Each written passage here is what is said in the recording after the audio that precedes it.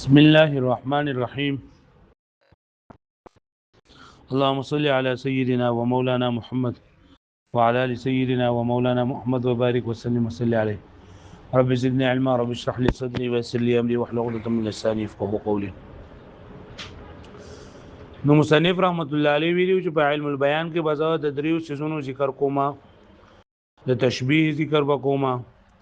او د مجاز ذکر وکوما او د کنایه ذکر وکوما. بیا ویلو چې تشبیه څه ته وایي، تشبیه لغوي تعریف کړو او بیا د تشبیه اصطلاحي تعریف کړو. د تشبیه لغوي تعریف اول ځکه کړو چې د تشبیه اصطلاحي په تعریف کې چونکه دا موجود دي.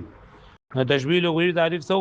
الدلاله على مشارکه امر لامر اخر في معنى، چې یو سیس په بل سیس باندې دی بل سره په معنی کې شریک په دې باندې دلالت کول دا تشبیه لغوي ده. او تشبیه اصطلاحي په کوم دغه خبره چې الدلاله على مشارکه امر لامر اخر في معنى ولا على سبيل لا على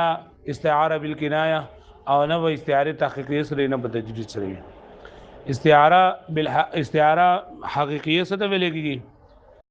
چې پای کې ذکر د مشبہ به شوی صرف، او استعاره تخیلیه کې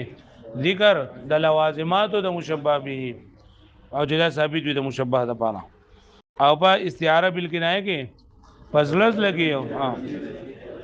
نو دا غوړه بدی کې لکه تشبیه لغوي معنی چرند دا پکې پراته ده او اصطلاحي تشبیه دانه ده او اصطلاحي تشبیه دانه ده. دې خبره باندې پوه شولې ها، لکه د تشبیه لپاره بیا دوه مثالونه ذکر کړو، یو زید اسد او یو صم بکم. نو بزید اسد کې دلګه ادات تشبیه چرند دا صرف لکه حذف ده او مشبہ به په ځوان ذکر ده. او دا صم بکم چې نه کنه دا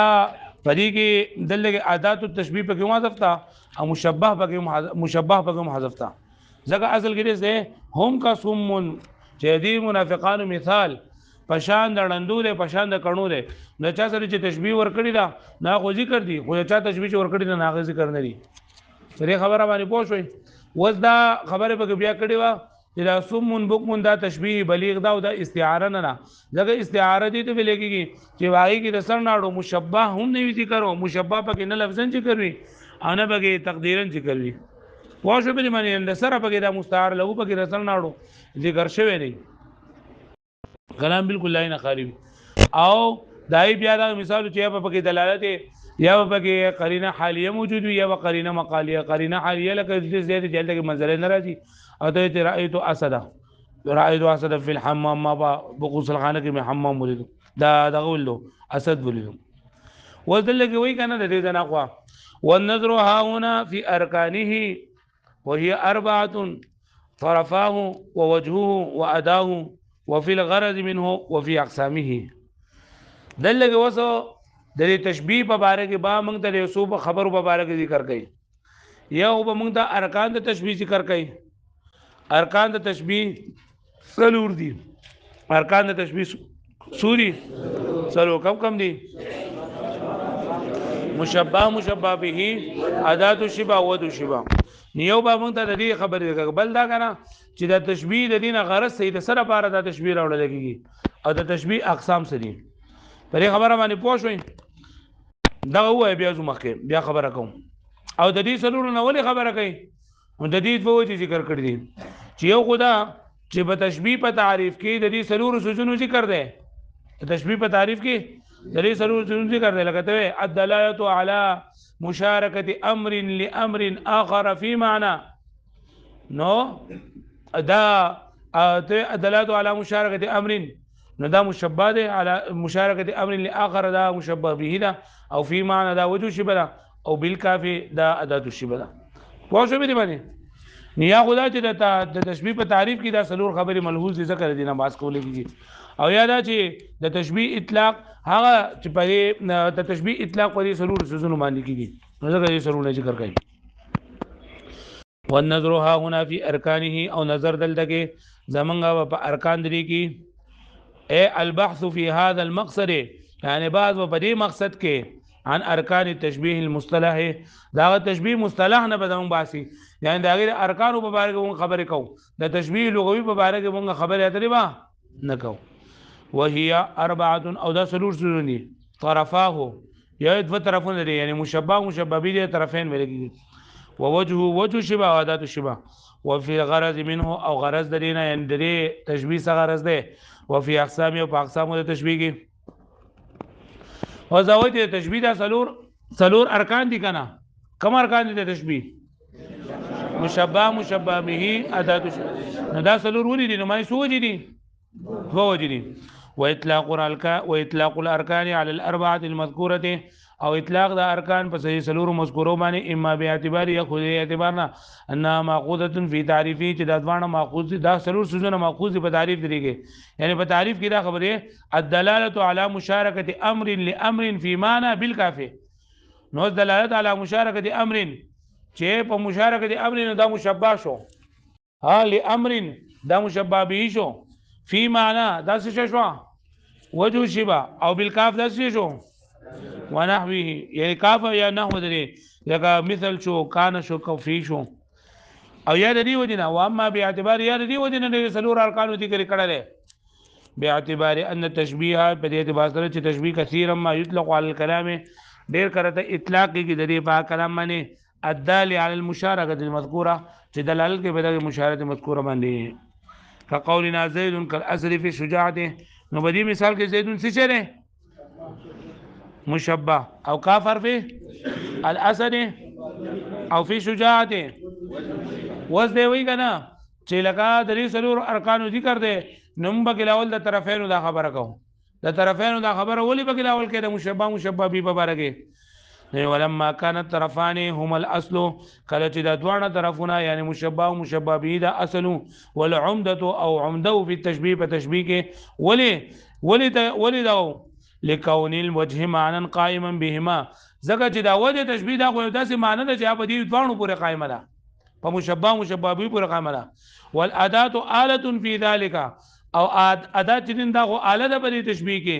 نو دی اداه ته او وجه شبه دا د طرفینو په مناسبت باندې داری په اعتبار سره چونکه مشبہ مشبہ به دا عمده ده د دوه په نسبت باندې نو قدم بحثهما نو دا مشبہ مشبہ به دا باس مقدم کو ما ته فکر ده وذا مشبہ مشبہ به یا بدوانه حسی وی یا به مشبہ مشبہ به دوانه عقلی وی او یا به مختلف یو به حسی وی او به عقلی وی. حسی دي ته ویل کېږي چې ادراک داغه په حواس سره کېږي چې ادراک په سره کېږي او عقلی دي ته چې ادراک داغه په سره کېږي په عقل سره کېږي په حواس سره نه کېږي. نو یا ولا مشبہ مشبہ به دوانه به حسی وی مشبہ مشبہ به بدوانه سوي او یا بدوانه عقلی وی یا بدوانه مختلف وي مختلف یعنی یو به حسی او بل بسوي عقلی وي. مثال نه بخپل ذکر کې ګورئ فقال نو فرمایي مصنف رحمت طرفاه یعنی مشبہ مشبہ به د دوانه اما حسیان یا بدوانه سوي حسی به حسی څه ته ویلېږي هدايه لاغه دا پس سره کېږي ادراک پس سره کېږي په حواس سره کېږي حواس پنځه حواس دي حواس ظاهریه پنځه حواس سری ظاهره یو بصر ده یو سمع یو شم یو ذوق او یو سو لمس پوه شو به معنی بصر څه ته وایي لیدل دا او سمع او لیدل دا شم بیول دا ذوق او سکل او لمس نو یا بدوانه شي کل خد والورد فی المبصرات مبصرات یعنی کم سنو چې لیدل کېږي لکه خد زید كهذا الورد في الحمرة خد زید كهذا الوردة في الحمرة د زید د اننګې د سیده لکه د ګلاب پشان دي په سوروالی کې نو دلته کې دا خد زید ناسی شره مشبہ له مشبہ به نه ناورما مشبہ او ورد مشبہ به او فی الحمره ده وجه تشبیه او دا کافو پوښوي نو دلته وګوره دا مشبہ او مشبہ به دوانه مبصرات دي کنه دا आवाज په ذریعہ سره دلیږي والصوت الضعيف والهمس او رو आवाज پشان دي همس دغه ته ویلېږي رو आवाज نه دا کشاره کشکش قرآن مجید کې چې دي وخشعت الاصوات للرحمن فلا تسمع الا همسا چې اوازونه ټول خطه دي رحمان ته نه باوري دي مگر د دې نصیب کشاره د خو دا کشکش نه دغه ته ویل اي الصوت الذي هو اخفى همس هغه आवाज ته لګي هغه کمزوري आवाज ته چې ډیر زیات خفي وي پټ وي حتى كانه لا يخرج عن فضاء الفم تر دې پورې چې ته چې دا نه راوځي د خولې نه مینځ د فلم مسموعات دا مثال په مسموعاتو کې چې الصوت الضعيف كالهمس في الخفاء د څه په دا به جوړه تشبيه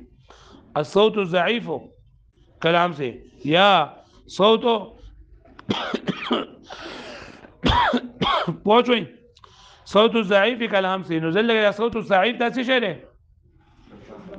مشبه او كالهمس دا څه شی دی مشبه به او في الخفاء دا وجه شو دا په مسموعاتو کې مثال دی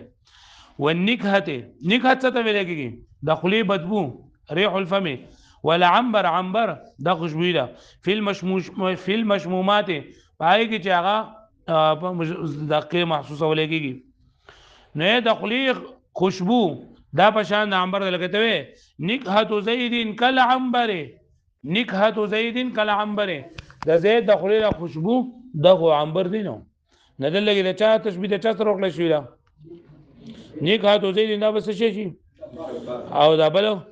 او دا ځوانه مشمومات یې دا بو یو لګيږي والريق والخمر في المذوقات ريق لاړو ته لګيږي او خمر دې دا شراب ته لګيږي اگر ته ريق زيدين کل خمر د زید د لاړې کې دا بشان د شراب دي في المذوقات جامع بينهما الاسكار واللذه ويدوانو په مېس کې جامع ته دا اسکار دی نشه کول دي څنګه چې شراب نشه کول کوي دا قشن دي لاړې بده خوري ته چانو هغه لاړې هم نشه کول کوي پته نه لګي چې دې خراش کوړته تو کې مزیدار غونډه کوي ها بده خپل کوړه خراش کوي تو کې دا وسواله نو دا پته بیا لګي چې بیا به وشکې کس چر وسره کوي نشه کوي نو لګي دا ریق څه نه ها ریق لاړې څه نه مشبہ او خمر څه نه مشبہ به دا مثال په مذوقاتو کې نو غره پینځه حواس دي کنه نو پینځه مثالونه به ذکر کړي والجلد الناعم والحرير جلد الناعم یعنی مزیدار نرمه سرمنه والحرير او حرير څه ته ویل کېږي ریخم وتا فلم الموسات دا مثال پس کې په ملموساتو کې لکه جلد زيد كالحرير في النعومه د زید دا سرمنه د سیده لکه ریخم پوښوي مې معنی او جامع دغه پوسواله فلم الموسات دا په الموسات مثال وفي اكثر ذلك تسامح او په اکثر د دې مثالونو کې تسامح ده څنګه تسامح ده ګوره دی وی کنه لکه تا مثال ورکو چې خد او ورد دا مبصرات دي نو خد او ورد دا مبصرات نه دي بلکې مبصرات په نظر باندې څه راځي هغه د اننګي د رنگ راځي او د ګلاب د رنگ راځي د ګلاب خو په دغه سره پسترګو سره سب دغه رنگ لیدل کېږي پوښوي به معنی لکه په خبره باندې پوښوي ها یا دغه شانتي د صوت الضعيف په دې باندې خدای سب دغه आवाज هغه ادراک کولای شي نو به نه ځخ کولای نو دا وروري ته خبره ده کنه چې دلته منګه د عرف نه کار اغستره په عرف کې خلک چې دغه ویني دغه رنگ ویني د ګلاب رنگ ویني نو هغه د ګلاب نوري دو واښو به معنی د څه وای کنه او یا لکه خوشبوئی دې محسوس کی د شمیم تل عنبر عنبر می محسوس هو عنبر خود زناور نوم دی کم زناور نه چې دا خوشبوئی اغستل کېږي واښو کوله په عرف کې څه ویل کېږي نو د عرف کې ساتل وفي اکثر ذلك تسامح او په اکثر د دې مثالونو کې یعنی کوم مثالونه چې د ذکر کړی دي کنه نو بدی کې سره تسامح په ټولو کې نه ده بلکې په لګو کې ده لکه دا صوت ضعیف او همس دا چې نو بدی کې لکه دا بدی کې نشته او دغه شانتي پرې دا کې نکحاتو بدی کې چې نه دا نشته په نکحات کې نشته خو پرې نور کې شته پرې عنبر کې پرې لأن المدرك بالبصر اذا هغه چې ادراک ولکې بصر کو سره مثلا انما هو لون القد والورد دا خو د اننګي رنگ دی او یا د ګلاب رنگ دی وبالشم او په دا سره په شم سره پته لګي رائحه العنبر د عنبر د خوشبو د عنبر د حقیقت نه بلکې خوشبو په محسوسيږي وبالذوق او په ذوق سره په سکلو سره طعم الريق د خو د لاړو هغه خوند د کیږي ول خمر او شراب وباللمس او په ملمس سره ملامسه الجلد الناعم ملامسه کیږي یعنی سب لاس لګولېږي دغه سرمنی سره ول حرير ولین او مدرین روان سره لا نفس عادل السام دا سامو هغه نفسونه دي نه دي مرادو لکه پوه شو به معنی په اعتراض پوه شو نه جواب ورغ ولکن اشتراها فی العرف لیکن دا مشهور شوی دی دا په عرف کې ایو قال چې ویلېږي ابصرت الورده چې ما ګلاب ولیدو نو اس ګلاب حقیقت نه لله بلکې دا ګلاب رنگ للی وشممت العنبر وذقت الخمر ولمست الحرير لکه پوه شو به معنی یعنی په دای کې دې څه ویلېږي په عرف کې نو دغه د عرف کې ال د وساتو پوره نه ها او عقلیان به ان شاء الله سبا وجودات باندې پوه شو به معنی